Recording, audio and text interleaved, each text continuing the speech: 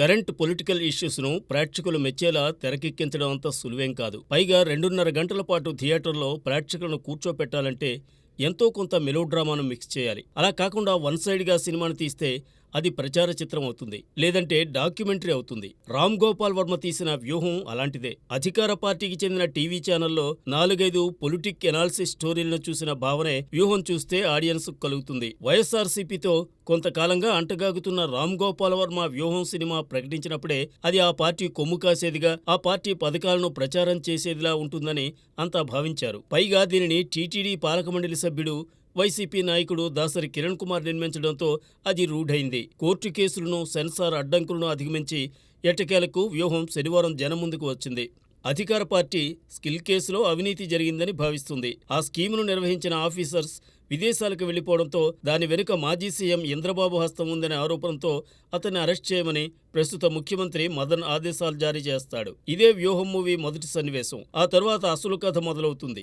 ఆంధ్రప్రదేశ్ ముఖ్యమంత్రి వీరశేఖర్ రెడ్డి ప్రమాదంలో హఠాన్మరణం చెందుతాడు. దాంతో ప్రతిపక్షంలో ఉన్న ఇంద్రబాబు తిరిగి తాను అధికార పీఠాన్ని ఎలా అధిరోహించాలనే వ్యూహరచన చేస్తుంటాడు. సీఎం మరణంతో ఆ స్థానాన్ని పొందాలని భావించిన అతని కొడుకు మదన్కు కేంద్రం నుండి అడ్డంకులు ఎదురవుతాయి. కేంద్రంలోని సొంత పార్టీతోనూ, రాష్ట్రంలోని తెలుగుదేశం పార్టీతోనూ ఏర్పడ్డ చిక్కుల్ని మదన్ ఎలా అధిగమించాడు, వాదార్పు యాత్ర జరిపిన తరువాత సొంత పార్టీ పెట్టి ఎన్నికల బరిలోకి దిగి ఎలా వాటమిని చవిచూశాడు అనేది ఫస్టాఫ్లో చూపించారు. వాటమి దెబ్బ నుండి కోలుకుని మదన్ ప్రత్యేక హోదా కోసం ఆమరణ నిరాహార దీక్ష చేయడం, అధికారంలో ఉన్న తెలుగుదేశం చేసిన తప్పుల్ని ఎండగట్టి ప్రజలకు చేరువై చివరకు సీఎంగా గెలిచి ప్రమాణ స్వీకారం చేయడంతో వ్యూహంకు శుభం కార్డు పడుతుంది.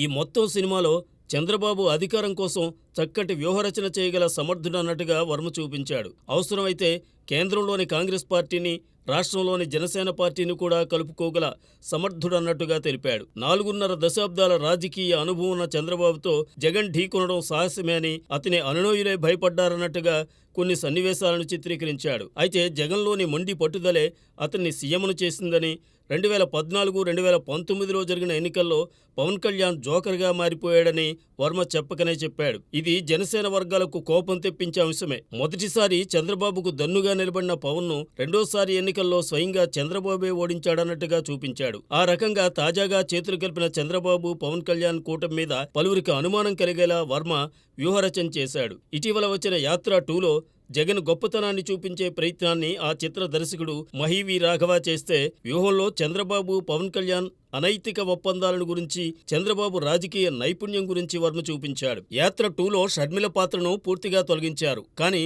వ్యూహంలో మాత్రం జగన్ అధికారంలోకి రావడానికి అతని తల్లి విజయమ్మ, సోదరి షర్మిల ఎంత కష్టపడ్డారో వర్మ చూపించాడు. అలానే జగన్కు అన్ని విషయాల్లోనూ భార్య భారతి చేదోడు వాదోడుగా నిలిచిందనే అంశాన్ని గట్టిగా ఎస్టాబ్లిష్ చేశాడు. 10 ఏళ్ల క్రితం కళ్ల ముందు జరిగిన సంఘటనలే మసిపూసి మారేడికాయ చేసినట్టుగా తమకు అనుకూలంగా వర్మ తెరకెక్కించాడు. దాంతో ఇది రాజకీయ ప్రచార చిత్రంగా మారిపోయింది. వైఎస్ఆర్సీపీ నాయకులు, కార్యకర్తలు తమ నాయకుడిని వర్మ ఎలా తెరకెక్కించాడో చూద్దామనే ఉద్దేశంతో థియేటర్కు రావాలి తప్ప సాధారణ జనాన్ని వ్యూహం ఏ స్థాయిలోనూ మెప్పించదు. ఈ సినిమాలో చెప్పుకోదగ్గ విషయం ఏదైనా ఉందంటే అది నటీనటుల అభినయం. జగన్గా అజ్మల్, భారతిగా మానస రాధాకృష్ణన్ చక్కగా ఆయా పాత్రలకు ప్రాణం పోశారు. ఇతర కీలక పాత్రలను సురభి ప్రభావతి, రేఖా నిరోష, ధనుంజయ్ ప్రభునే, ఇలినా తుతేజ, వాసు ఇంటూరి, కోట జయరాం తదితరులు పోషించారు. పాత్రలు, పార్టీల పేర్లను మార్చిన వర్మ పాటల విషయంలో మాత్రం దానిని పట్టించుకోలేదు. పాటల్లో వైఎస్ఆర్సీపీ పేరు, జగన్ పేరును యథాతథంగా ఉపయోగించేశారు. గతించిన రాజకీయ నేతల ఛాయాచిత్రాలను అన్ని చోట్ల సెన్సార్ నిబంధనల ప్రకారం బ్లర్ చేశారు. మరీ ముఖ్యంగా ఇది కల్పిత కథని, ఎవరిని నొప్పించడానికి తీసింది కాదని స్వయంగా వర్మే వాయిస్ ఓవర్ ఇవ్వడం విశేషం.